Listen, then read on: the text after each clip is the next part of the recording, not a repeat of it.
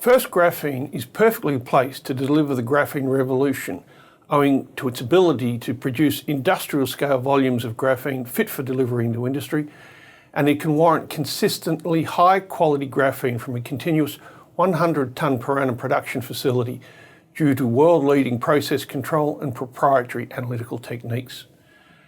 After 5 years of developing the process and mastering the science and technical aspects of production, we're now ready to go into the world to market our products to the global industry, building on the already successful applications of graphene to a largely Western Australian consumer base. We're in the process of rejuvenating the management of the company with a new younger CEO and CFO as the focus has shifted to the all-important task of generating sales. This presentation will be on the website, so if it goes too fast for you, feel free to go and look at it later. What is graphene? True graphene is a carbon nanomaterial that can be 1 to 10 atoms in thickness. If it's more than 20 atoms, it is technically a graphene nanoplatelet, a GNP, performing differently, and it's less valuable. Beware of companies that try and pass off GNPs as graphene. So what's so good about graphene? Graphene is mixed with other materials at loadings of generally 1 to 2% to provide dramatic improvements in strength, tear and abrasion resistance, thermal and electrical conductivity, and fire retardancy. So who is First Graphene? We're a Perth-based ASX listed company specialising in the manufacturing of bulk volume high quality graphene for use across a wide range of products including composites, polymers, elastomers, rubbers, fire retardancy and construction materials. We are legally qualified to sell graphene in Australia and Europe, and we are working on registration in the US. As a new material, there is a lengthy registration process that takes into account OH&S and environmental considerations. Very few companies have achieved this level of compliance. It's an important question for you to ask of them whether you are a potential customer or an investor, and we are debt-free. Something that sets FGR apart from virtually every other purported graphene producer is our raw material, being vein graphite degrades better than 95% carbon in the natural state. We have developed 2 underground mines in preparation for expanding demand for graphene, and we buy from third parties, including the Sri Lankan government-operated mine. Our electrochemical exfoliation process involves using dilute sulfuric acid and electricity to dissolve the lump graphite in an electrowinning cell. A jumbo-sized graphene platelets come out of the cell with a diameter of about 70 microns. We then have a series of finishing steps that tailor the size of the platelets to suit the customers. The PureGRAPH range of products can be 5, 10 or 20 microns in diameter with aspect ratios of 2000 to 2500. Which is much better than the standard 500 to 700 ratios that most other producers who use synthetic graphite end up with. We usually deliver PureGRAPH in the powdered form, but we can deliver it in an aqueous product. Our main areas of business development now comprises 2 focuses. Firstly, and most importantly, we are continuing to commercialise graphene through interaction with industry and customers wanting the benefits of graphene. As part of our marketing drive, we've recently announced the appointment of specialist marketing managers in 2 sectors, concrete and composites, i.e. fiberglass. At any point in time, we have between 50 and 100 potential customers with whom we are working to determine whether PureGRAPH is suitable for their product ranges and in what sizes and quantities. A typical time frame involves 6 months of test work followed by a period of optimisation before working with the engineers to design the incorporation process. We currently expect that time frame from introduction to execution will exceed 12 months. While this initially sounds like a lengthy time frame, the know-how that we are developing will enable the shortening of this time frame as we gradually tick the boxes. We will gather momentum as we can extrapolate results to new customers. Secondly, we're involved in R&D in alternative energy applications, be it in adding graphene to anodes or supercapacitors. Most recently, we've announced a capability to produce green hydrogen with graphite and graphene products from petroleum feedstock, thereby opening the door for oil companies to become involved in the production of inputs into the battery sector. This is a list of products we are working on adding graphene to. We want to be a commercially profitable producer of graphene, not just a promoter of this new wonder material. To do that on a cash basis, we need to be selling 6 tonnes per annum of product. This graph shows that this level of sales can be achieved with the 3 to 4 customers that we already have. To make an accounting profit that takes into account all overheads and R&D, we need to be close to 20 tonnes per annum. As we build sales through that level and towards our plant capacity, unit costs will come down significantly with the economies of scale. An important point is that this is not a capital-intensive industry. There is no intimidating capital expenditure on the horizon. We could double our capacity for perhaps a couple of $1 million, or we could construct a new 200 tonne per annum standalone facility elsewhere in the world for probably only $5 million. To give you an example of what graphene can do when added to materials, consider the examples of composites and think of fiberglass here. We successfully added 1% loadings of graphene to in-ground fiberglass swimming pools, achieving the following benefits. They can be made in 2 layers rather than 5, and in 80% of the time. That gives the factory a 20% lift in capacity at no capital cost. They are 30% stronger and weigh 30% less.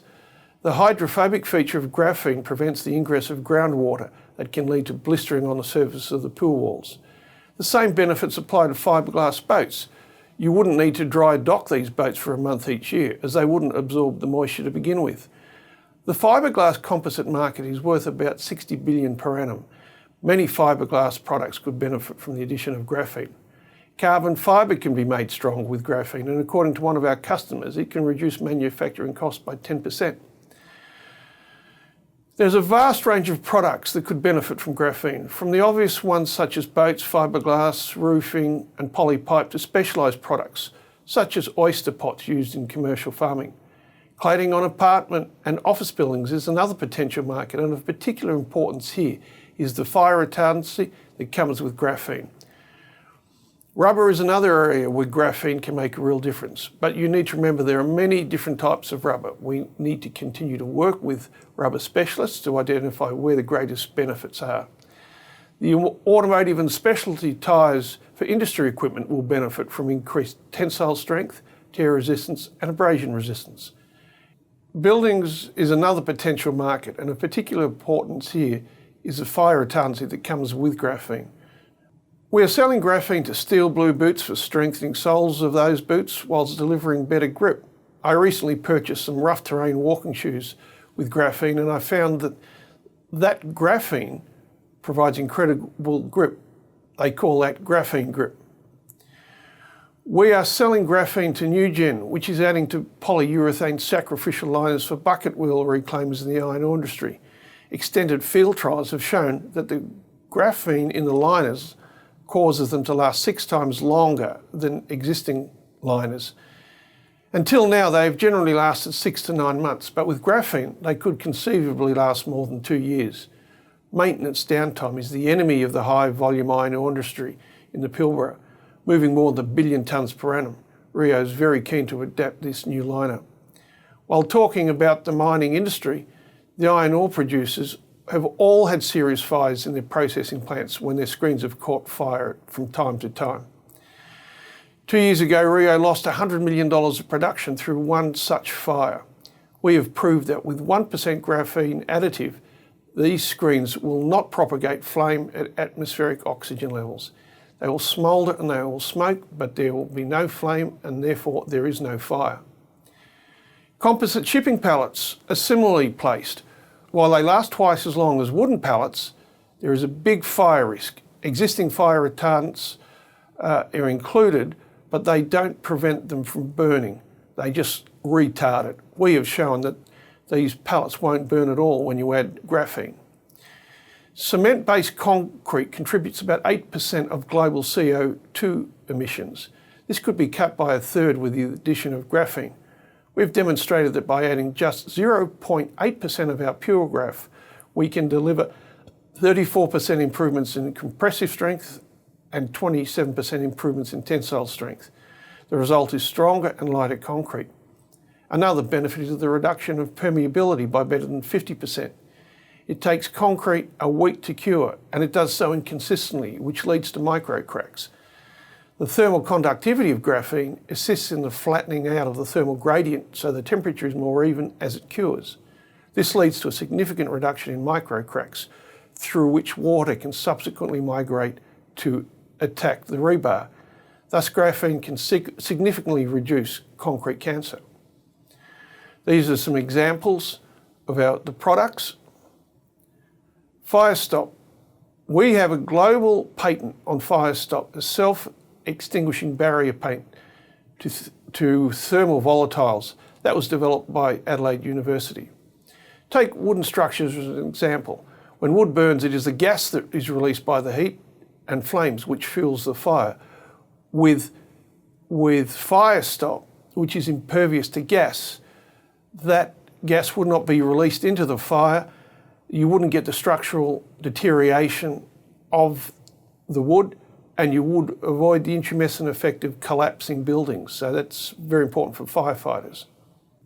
On the R&D for graphite for batteries, we have a patented process that makes green hydrogen, graphite and graphene, which is being funded by the UK government. That uses a petroleum feedstock, and it gives oil companies today the opportunity to participate in the EV revolution through making high quality graphite for batteries. We also have a patented process on superior supercapacitor materials.